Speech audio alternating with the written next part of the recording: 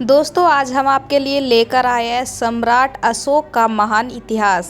सम्राट अशोक भारतीय इतिहास का एक ऐसा चरित्र है जिनकी तुलना विश्व में किसी से भी नहीं की जा सकती।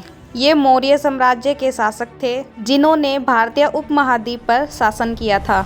इनका पूरा नाम अशोक बिंदुसार मौर्य है और इनका जन्म स्थान पाटलिपुत्र में है और इनके पिता का नाम था राजा बिंदुसार। अशोक ने मौर्य शासक बिंदुसार और माता सुभद्रांगी के बेटे के रूप में जन्म लिया था और चंद्रगुप्त मौर्य के पोते के रूप में जन्म लिया था। इनका पूरा नाम देवानाम प्रिय अशोक मौर्य, जो कि राजा प्रियदर्शी देवताओं के प्रिय थे। उन्हें मौर्य साम्राज्य का तीसरा शासक माना जाता है। कहा जाता है कि अशोक सम्राट को कुशल शासक बनाने के लिए चाणक्य का बहुत बड़ा योगदान है। अल्पायु में ही उनमें लड़ने के गुण दिखाई देने लगे थे, इसीलिए उन्हें शाही प्रशिक्षण दिया गया। वे उच्च श्रेणी के शिकारी भी कहलाते हैं। उन्होंने केवल एक लकड़ी की छड़ी से शेर का शिकार किया था। जिंदा दिल शिकारी और साहसी योद्धा, उनके इसी गुणों के कारण उन्हें उस समय अवंती में हो रहे मौर्य साम्राज्य में दंगों को रोकने के लिए भेजा गया। दोस्तों, मौर्य साम्राज्य सम्राट अशोक ने अफगानिस्तान के हिंदकुश में अपने साम्राज्य का विस्तार किया था। उनके साम्राज्य की राजधानी पाटलिपुत्र, जो कि मगध आज का बिहार है, और साथ ही उपराजधानी दक्षिला और उज्जैन थी। अशोक ने अपने आप को कुशल शासक बताते हुए 3 साल में ही राज्य में शांति स्थापित की। उनके राज्य में देश ने विज्ञान और तकनीक के साथ साथ चिकित्सा में भी काफ़ी तरक्की की। उन्होंने धर्म पर इतना जोर दिया कि प्रजा सच्चाई और ईमानदारी के रास्ते पर चलने लगी। चोरी और लूटपाट की घटनाएं बिल्कुल बंद हो गई। अशोक घोर मानवतावादी थे, रात दिन जनता की भलाई के लिए कार्य करते थे। उन्हें विशाल साम्राज्य में होने वाले किसी भी घटना की जानकारी रहती थी। धर्म के प्रति कितनी आस्था थी, इसका अनुमान इसी बात से लगाया जाता है कि वह बिना 1000 ब्राह्मणों को खाना खिलाए स्वयं कुछ नहीं खाते थे। कलिंग युद्ध उनके जीवन का आखिरी युद्ध था, जिससे उनका जीवन ही बदल गया। अशोक ने कलिंग राज्य के खिलाफ एक विध्वंसकारी युद्ध की घोषणा की थी। उन्होंने कलिंग पर जीत हासिल की। इससे पहले उनके पूर्वजों ने किसी ने भी ऐसा नहीं किया था। कलिंग युद्ध में बहुत लोगों की मृत्यु होने के बाद अशोक ने बुद्ध धर्म को अपना लिया था। कहा जाता है अशोक के कलिंग युद्ध में तकरीबन 1 लाख लोगों की मृत्यु हुई और 2 लाख लोगों से ज़्यादा घायल हुए।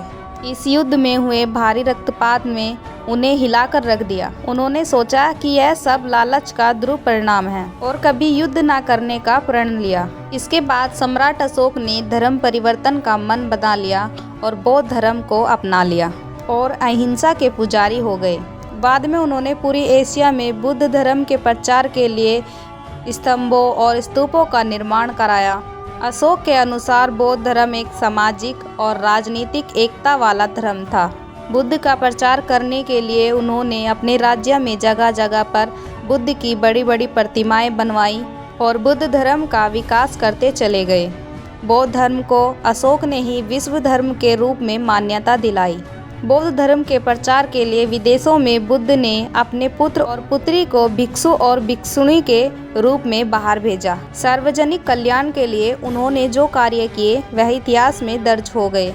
नैतिकता, उदारता और भाईचारा का संदेश देने वाले अशोक ने कई अनुपम भवनों, स्तंभों और देश के कोने कोने में शिलालेखों का निर्माण कराया, जिन पर बौद्ध धर्म के संदेश अंकित थे। भारत का राष्ट्रीय चिन्ह अशोक चक्र और शेर की त्रिमूर्ति भी अशोक महान की ही देन है। ये कृतियाँ अशोक निर्मित स्तंभों और स्तूपों पर अंकित है। सम्राट अशोक का चक्र, जिसे धर्म चक्र भी कहा जाता है, आज वो हमें भारतीय गणराज्य के तिरंगे के बीचों बीच दिखाई देता है।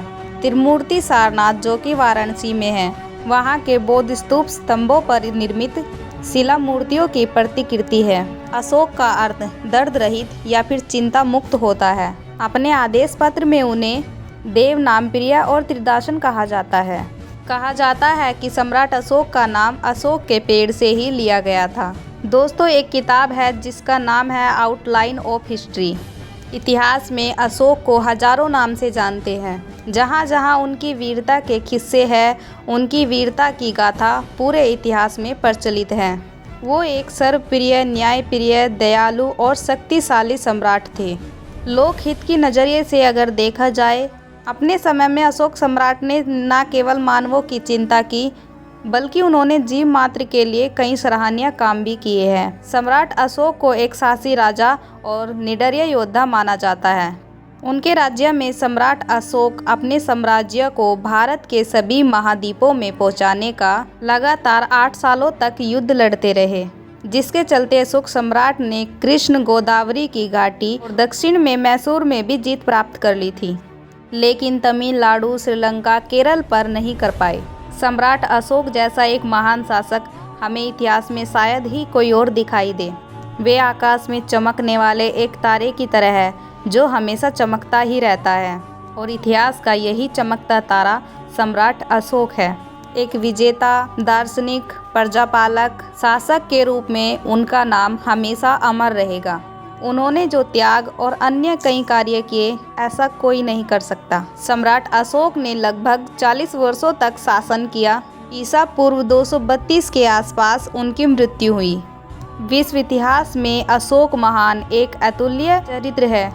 उन जैसा शासक आज तक इतिहास में और कोई नहीं हुआ। उनके शासन में भारत एक अखंड भारत रहा, जिस पर किसी भी विदेशी राजाओं ने कोई कब्जा नहीं कर पाए। वो हमेशा भारतीय इतिहास के प्रकाशवान तारे के रूप में हमेशा इतिहास में चमकते रहेंगे। तो दोस्तों, आज की वीडियो में बस इतना ही। अगर आपको यह जानकारी पसंद आई है तो वीडियो को लाइक करके और फटाफट से अपने दोस्तों को शेयर कर दे, ताकि वह भी इस जानकारी को ले पाए। और दोस्तों, जाने से पहले अगर आप हमारे चैनल पर नए हो तो हमारे चैनल अंशु के क्लास को सब्सक्राइब कर दे, ताकि आपको ऐसी ही वीडियो हर रोज़ देखने को मिल जाए और आप ऐसे ही देश की तरक्की करते रहे। वीडियो पूरी देखने के लिए आप सभी का दिल से धन्यवाद। मिलते हैं आपसे अगली वीडियो में, तब तक के लिए बाय बाय, नमस्कार।